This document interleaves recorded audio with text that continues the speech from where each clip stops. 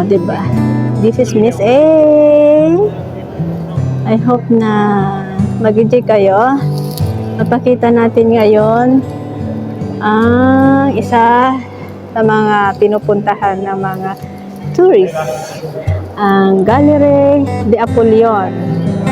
Ayan, pasok tayo dito sa Gallery de Apollon. Ayan, ito yung makikita niya pag pasok. Ito yung makikita natin. Wow! O, diba? Ang ganda! So, sa taas pa lang, grabe. Diba? So beautiful. It's amazing. Sabi nga, it's amazing. So, ito. May sculpture na si Jacques Saracen, 1590 to 1660. Ito naman si Eustache Lesueur, paint 1617 to 1655, isa siyang pintor. So, ayan, ito si Germain Pilon. Ayan, si Germain Pilon. Nakikita nyo guys, sa taas, dami ding mga ano nila. So, ito naman yung mga treasure na naka-ingat-ingatan nila. Lahat dyan may mga details, pero hindi na natin mababasa kung ano yung mga ano kasi masyadong marami. Mga hard stone vessels mounted in Paris in the 7th century. Ito yun. So, diba? Kuhanan na lang natin sila ng video. Diba? Mga antique na mga gamit. Grabe. Kita nyo guys. Mga cup. Mga gamit ng mga sinaunang panahon. Ating mga ninuno.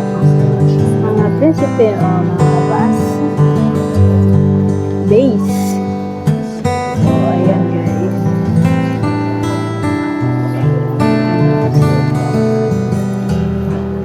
Yun, architecture. Yun, sculpture. So, sa taas guys, makikita nyo, may mga zodiac signs. So, yung nakita ko, si Sagittarius, ayun si Cancer doon, si Cancer. Yun si Sagittarius, kasi November, diba?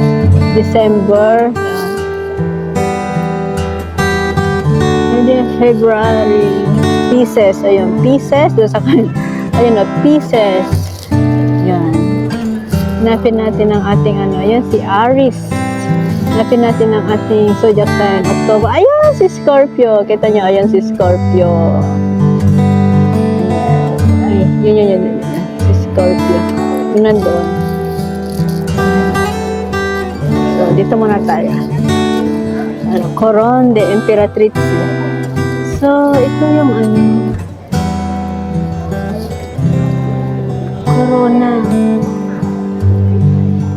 Case for a set of micro-mosaic jewelry belonging to Empress Marie-Louise. Ayan, Marie-Louise, second wife of Napoleon IV, Emperor of the French from 1804 to 1814, Paris Second Empire. So, ito yung niya, yung gamit niya, Marie-Louise, Empress Marie-Louise, yung second wife of Napoleon the First. Ayan guys, yung kanyang corona. Tapos, ayan, yung kanyang espada. Ayan, yung kanyang espada. Ayan, so, dito na tayo ulit. So, ayan ang ating zodiac sign, si Scorpio, nakita ko, ayun siya. So, ito yung tingnan natin yung tinitignan nila. O, diba? Wait lang. Alis na yung mga Tayo naman ang next. Kung malalapitan natin, kuhanan natin siya ng video.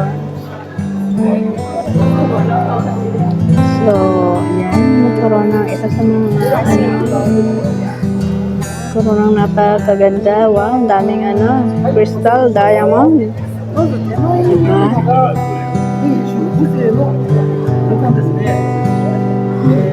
担当はですね、こちらにある偽物は一切ありません。 Crown of Louis, the King of France. そしてこの王冠 Crown of Louis, King of France. So, ito yung kanyang crown, guys. So, nakikita niyo.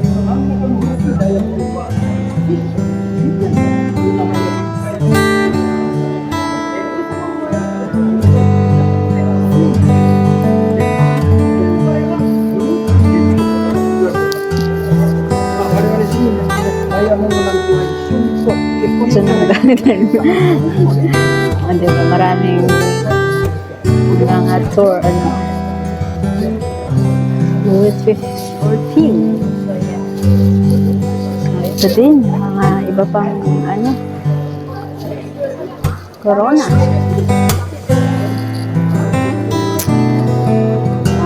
Grabe. Ang gaganda, grabe, kumukuti-kutita.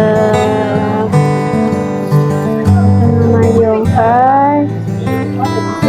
kay Queen Maria Amalia, yung wife of Louis Philippe, King of the French from 1830 to 1848. Ayan.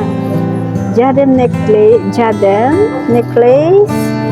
pair of earrings, large brooch, two small brooch. Ayan. Sri Lankan sapphires, diamonds, gold. Wow. This set of jewelry was purchased in 1821 by Louis Philippe, Duc d'Orléans and future King of France from Hortense, daughter of Josephine de Beauharnais, first wife of Napoleon. Yung first wife pala ni Napoleon. So, kanina yung di ko na matandaan.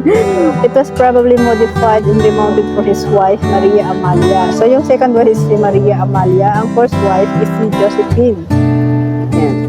The French queen is depicted wearing the jewelry in a portrait by Louis herself, 1836. O, diba guys? So, ayun. Maganda ito. Kulay green siya.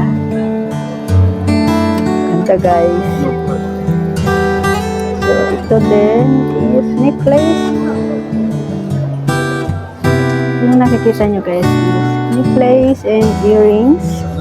Earrings from a set of emerald jewelry belonging to Empress Marie-Louise, the second wife of Napoleon, first emperor of the French.